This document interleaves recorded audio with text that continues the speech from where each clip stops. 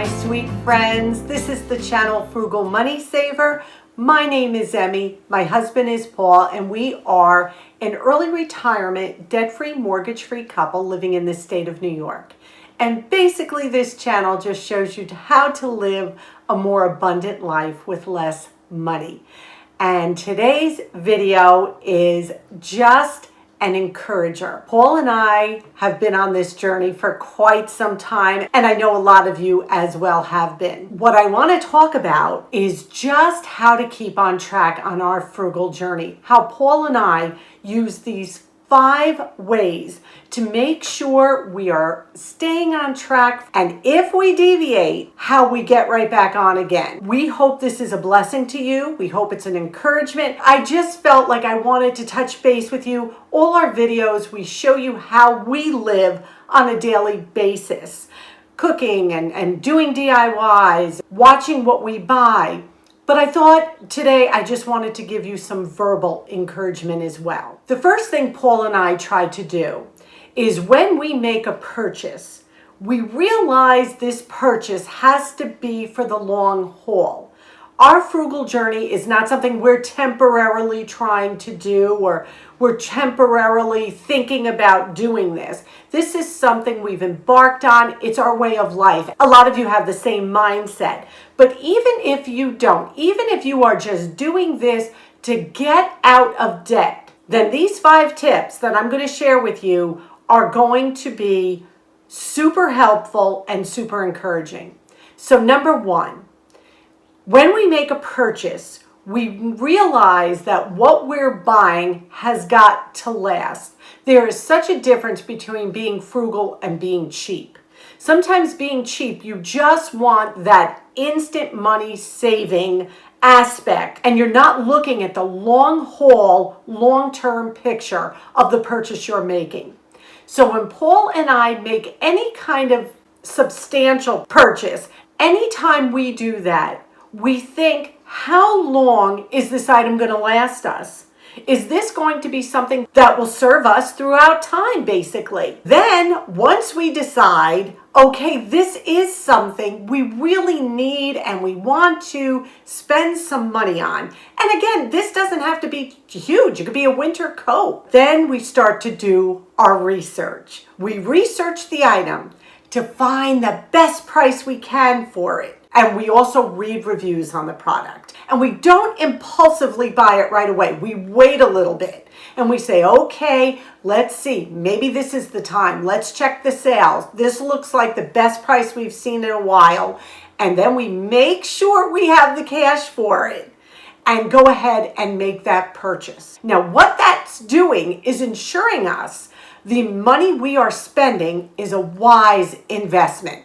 Instead of just grabbing something that is cheap, but we don't necessarily know if it works well or it's going to last, doing it the other way, waiting for a sale, researching the reviews on it, are going to guarantee that product is going to last us.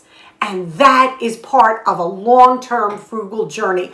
Not have to buy the same item over and over again. And this pertains also to the money you spend on other people. Make sure the gifts you're giving to others are going to be used and appreciated, because so many times we will purchase brand new large items for people. I think that has a lot to do with we don't want to appear cheap. We don't want to appear like frugal folks. The point is, you buy this big gift, they may not even want it. They may not even need it.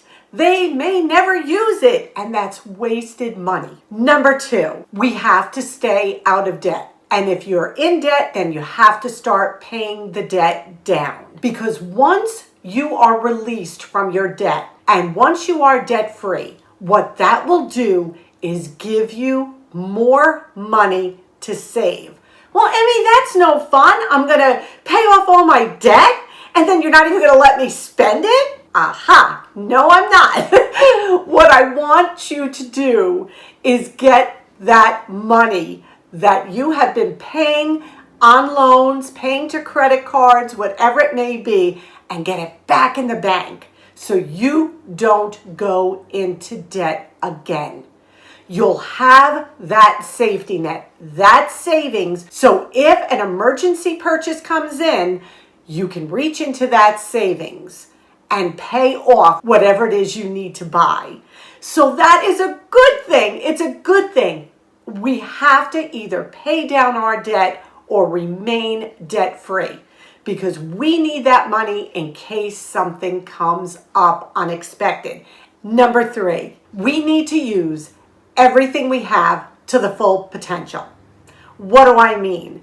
Well, to be on a long-term frugal journey, you're constantly looking at ways that you can cut back or save money.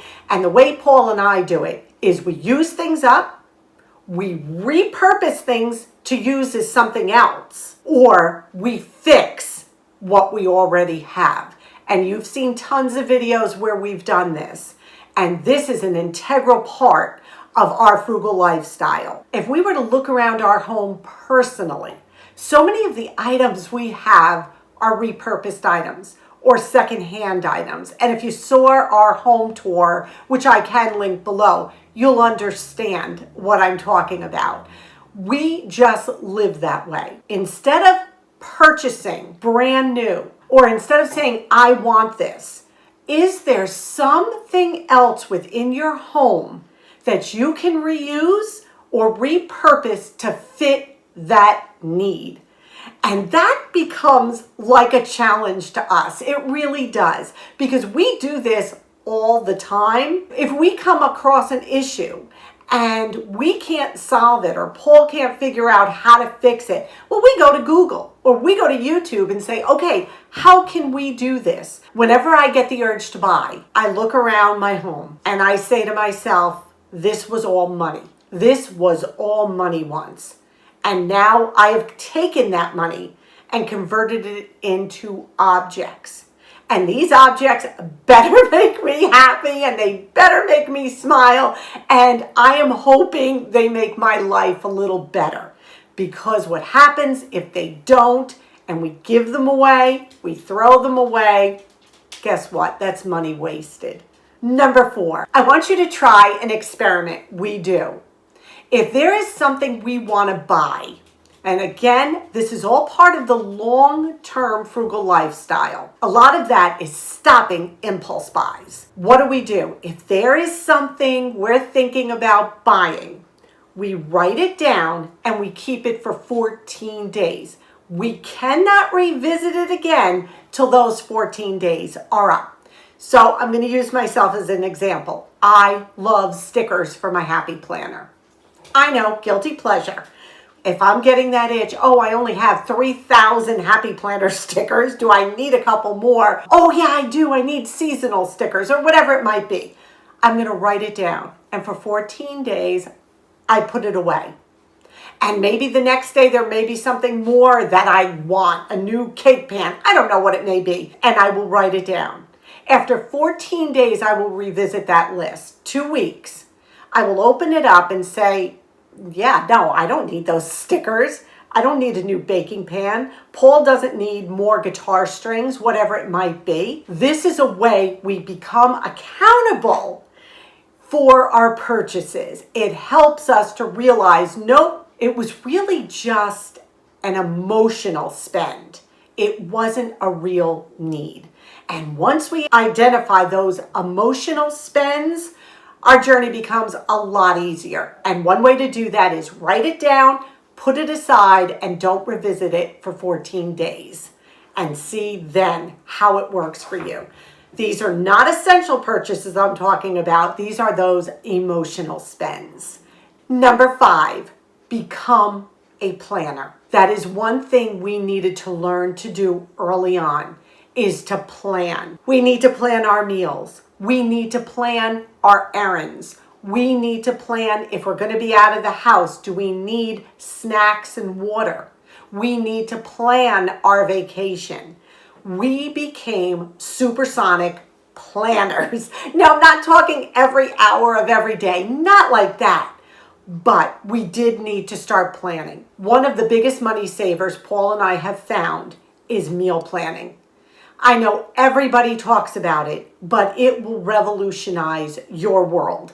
If you see 7 nights of meals planned out and all the yummy ingredients you need to create those 7 meals, you're good to go. I want to also bring attention to breakfast and lunch. Don't stress those 2 meals.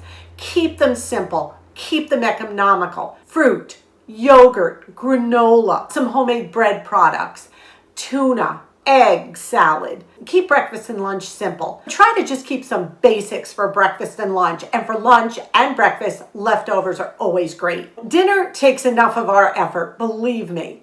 A little bit of planning. Shop your freezer, your refrigerator, your pantry before you go to the food store for your weekly shopping, and plan whatever meals you can with what you have, and then supplement.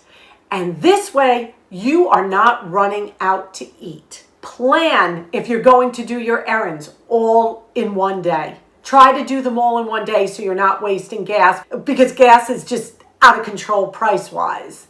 And another thing is, if you know you're going to be out for a little while, pack a non-perishable snack, some drinking water. This way, you're not getting that impulse to go through the drive-thru while you're out and about. Be a planner.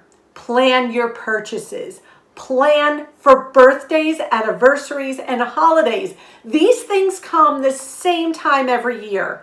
So be prepared. If you see a little something, pick it up ahead of time. You know someone's birthday is coming up. You don't want to run out the night before and grab a gift and a card. It is going to cost you way more than if you thought about it at the beginning of the month and shopped around or created something homemade for that person. So become a planner. And that goes for your food budget as well. When items go on sale that you use regularly, buy a couple extra and put them away. Plan ahead. And lastly, well, you know I had to throw this in, is create and keep a budget. I will link down below how, if you are a beginner, to create a budget. Just go to my description box and I will link it right there. Really, truly, it comes to staying within our budget. Being able to spend no more than what we are bringing in. That's it. So I hope this was encouraging. I haven't sat with you a while and just chatted, and I really wanted to. And this was a way for me to just reiterate to Paul and I even the very specific things we do on our frugal journey to stay focused and to stay on track. Summertime is ending, and maybe you spent a little bit more because you were out about, the weather was great, little day trips, whatever.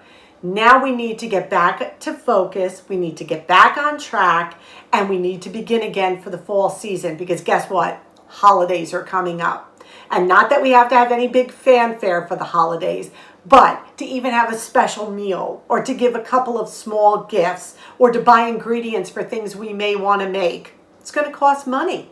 So let's get focused. Let's get back to it. Thank you for spending this time with us. Please give this a big thumbs up. Subscribe if you haven't. Hit that notification bell so you know when we make a new video. We hope this video blessed you and encouraged you. Please leave us a comment down below. Encourage us as well. Let us know how you're staying on track. What are you doing? What are the 5 specific points you may use to keep your budget and your spending on track? We'd love to hear them. Be well, stay safe. Remember, we love you, and above all, we wish you blessings. Until our next video, we'll see you on Friday. Bye-bye.